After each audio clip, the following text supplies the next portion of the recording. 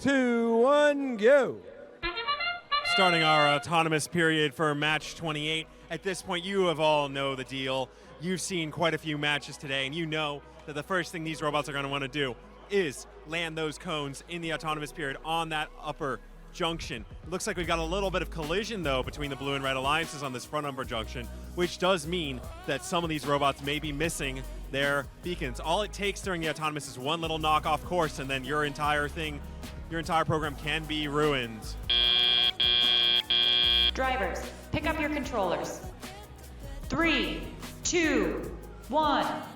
And as we get in our driver control period here, we notice that we've got these robots moving around, and it looks like Auto Vortex might have had a slight bit of cone overload on their robot. We'll see if that results in anything, but for now, it looks like Terabats is going over here for a middle junction score, and they're aiming to grab another cone from the ground. Look at that little bit of driver skill there where they're able to knock one of those beacons right back on its feet. That's something that's useful, especially when you get into the later parts of the game here, when it's easier and you're starting to run out of cones. It's easier to just knock one back over and score it properly.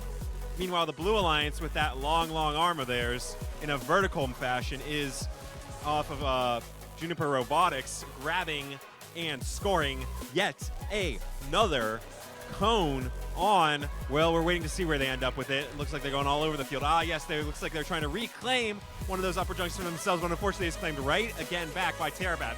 That's one of the things that's so difficult about this game, is that even if you have claimed a junction on the other side of the field that's far away from your substation or terminal, well, problem is that the opposing alliance is right by that junction, so you can score it really easily back, which means that it's important for you to use those scores wisely and focus on getting a highest score as possible as you've got these teams running around, getting ready to enter our end game here as 30 seconds on the clock, which means it's time for those robots to have their beacons and get ready for big final caps and locking in the control of those junctions for themselves. And of course, you can see Terabats picking up their beacon themselves and scoring.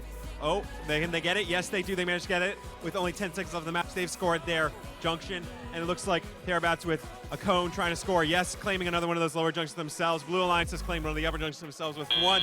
Yes, that's the end of the match there with what looks like a very close match.